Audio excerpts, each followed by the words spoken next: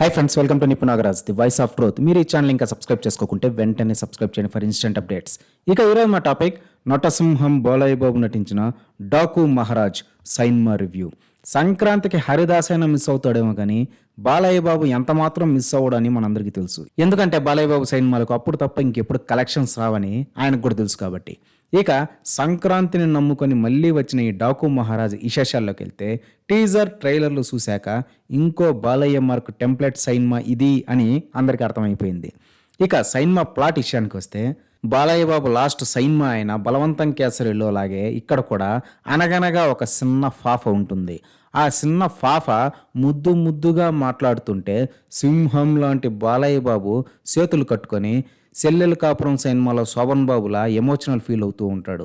ఇక రొటీన్ టెంప్లెట్లో భాగంగా ఆ ఫాఫకి గూండాస్ రౌడీస్ నుంచి డేంజర్ ఉందని, వాళ్ళు పలుమార్లు ఫాఫ పైన అటాకింగ్ చేస్తే మన బాలయ్య బాబు వీరోచితంగా కాపాడటం, అవన్నీ చూసి ఆ ఇంట్లో ముసలోళ్ళంతా బాబు నువ్వు ఎక్కడి నుంచి వచ్చావో కానీ మా పాలిట దేవుడిలా వచ్చావు అంటూ ఓవర్ యాక్షన్ చేయడం, ఈ ప్రాసెస్లో ఆ రౌడీ ఇలన్గాడి బ్యాచ్ మళ్ళీ అటాకింగ్ చేయడం, బాలయ్య బాబు మళ్ళీ కాపాడడం జరుగుతుంది. కాకపోతే ఇంటర్వెల్ బ్లాక్ కాబట్టి కూసిన్ని గాయాలు బాలయ్య బాబు కావడంతో ఆయన సిక్ అవ్వగానే అసలు ఈయన ఎవరు, ఏమిటి ఈయన ఫ్లాష్ బ్యాక్, ఎందుకు ఫాఫే ప్రాణం, ఫాఫ కోసం ఫాఫా ఫాఫా ఫాఫా అంటూ తప్పించిపోతున్నాడు, టెల్ మీ ఐసే అని ఇంటి పెద్ద ఆయన గోల చేయడంతో మఫ్టీలో ఉన్న బాలయ్య బాబు అసిస్టెంట్లంతా అరే ఈ ముసలాడికి తెలిసిపోయింది, ఇక ఫ్లాష్ బ్యాక్స్ చెప్పేయడమే బెటర్ అనుకుని నేను చెప్తా అంటూ సెకండ్ హాఫ్లోకి తోలుకుపోతారన్నమాట. ఫస్ట్ హాఫ్లో గుబురుగడ్డంతో ఉన్న బాలయ్య బాబు సడన్గా క్లీన్ షేవ్తో సివిల్ ఇంజనీర్ సీతారాం లాగా దర్శనం ఇవ్వడం జరిగిపోతాయన్నమాట. ఇక ఎడారి లాంటి ప్రాంతంలో జనాలు నీళ్లు లేక అలమటించడం, వాళ్ళని ఇలన్ బాబీడియల్ బ్యాచ్ టార్చర్ పెట్టడం, బాలయ్య బాబు ఫైటింగ్ చేయడం, జనాలు జై బాలయ్య అనడం జరిగిపోతాయన్నమాట. ఇక అసలు ఆ ఫాఫ ఎవరు, బాలయ్యకు ఏమిటి సంబంధకం అనే పాయింట్స్ తెలుసుకోవాలనే కుతూహలం ఉన్నట్టయితే మీరు అర్జెంటుగా డాకు థియేటర్కి వెళ్లాల్సిందే అనమాట. ట్రేడ్ పండితులు ఇట్లాంటి సీక్రెట్స్ రివీల్ చేయరని మీకు కూడా తెలుసు కాబట్టి. ఏంది ఇంతేనా ఈ స్టోరీ అంటారా? ముందే చెప్పాం కదా బాలయ్య బాబు మార్క్ టెంప్లెట్ సైన్మా ఇది అని. కాకపోతే డైరెక్టర్ బాబీ అన్య దీనికి కిక్ 2 టైప్లో ఒక ఎడారి నార్త్ ఇండియా ప్రాంతం బ్యాక్ డ్రాప్ పెట్టాడంతే.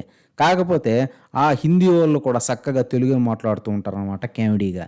ఇక ఆర్టిస్టుల పెర్ఫార్మెన్సెస్ విషయానికి వస్తే హీరో బాలయ్య బాబు భూమి పుట్టక ముందు నుంచి ఇట్లాంటి హీరోయిజం సినిమాలే చేస్తూ వస్తున్నాడు. 2 రోల్స్ అయినా ఉండాలి, 2 షేడ్స్ అయినా ఉండాలి కామన్గా.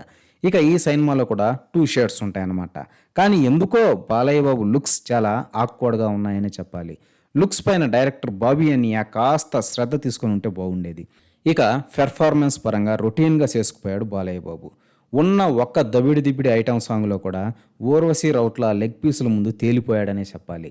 ఇక బాలయ్య బాబు సైన్మాలో మినిమం 2 హీరోయిన్స్ ఉంటే తప్ప బాలయ్య బాబుకి సైన్మా చేసే 3 ఉత్సాహం రావు కాబట్టి ఇందులో కూడా 2 హీరోయిన్లు ఉన్నారన్నమాట. ముందుగా ప్రజ్ఞా జైస్వాల్ అక్కియా విషయానికి వస్తే అక్కియాకి ఆఫర్స్ ఏం లేకపోవడం వల్ల ఇట్లాంటి ఒప్పేసుకుంటూ ఉంటుందని మనకు తెలుసు.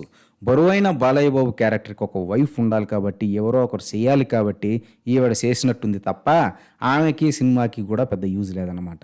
ఇక రెండో హీరోయిన్ ఊర్వశి రౌత్ల అక్కియా విషయానికి వస్తే మాస్ ఆడియన్స్ని రంజింపజేయడానికి డైరెక్టర్ బాబీ అన్య పట్టుకొచ్చాడని మనకు తెలుసు. దానికి తగ్గట్టే రంజింపజేయాలని చూసింది. కాకపోతే ఆమె ఒక ఇన్స్పెక్టర్ కావడం మన కర్మ అన్నమాట. ఏ మాట కామాట దబిడి దిబిడి సాంగ్లో తన లెగ్ పీసుల ముందు నటసింహం బాలయ్య బాబు అంత టోన్ని తేలిపోయేలా చేసేసిందని ఒప్పుకొని తీరాల్సిందే. ఇక ఇలైన్ బాబీ డియోల్ అంకుల్ విషయానికి వస్తే యానిమల్ సినిమాతో లైమ్ లైట్లోకి రావడంతో వరుస పెట్టి ఎడాపెడా అన్ని సినిమాలు ఒప్పేసుకుంటున్నాడు తప్ప స్క్రిప్ట్ ఏమిటి అని కూడా చూడట్లేదన్నమాట. ఇది వరకు వేరే వాళ్ళు చేసే ఈ రొటీన్ విలన్ క్యారెక్టర్ని ఈసారి ఈయన చేశాడు అంతే తప్ప వెరైటీ ఏమీ లేదు. ఇక మిగతా బ్యాచ్ అంతా ఎయిదర్ జై బాలయ్య అనే బ్యాచో లేకపోతే బాలయ్య చేతిలో తన్నులు తినే బ్యాచో అన్నమాట. అంతే తప్ప నో ఇంపార్టెంట్ రోల్స్ అన్నమాట.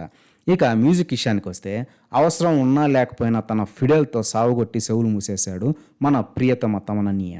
ఇక ఫైనల్గా captain of the ship director Bobby అన్య విషయానికి వస్తే నరేషన్లో ఏం మాత్రం కొత్తదనం రాసుకోలేదు. Just Balayya Babu template సినిమాస్ని follow అయిపోయాడంతే.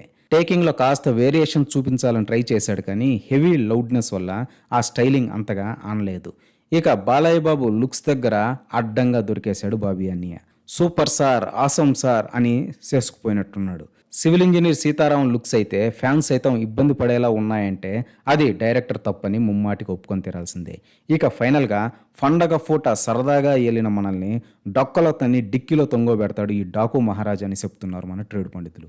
ఇదే ఫ్రెండ్స్ ఈరోజు టాపిక్. ఇలాంటి లేటెస్ట్ అండ్ ఇంట్రెస్టింగ్ టాపిక్స్ కోసం please subscribe to Nippu Nagaraj, the voice of truth, and please like, share and comment this video with your valuable opinions. See you again.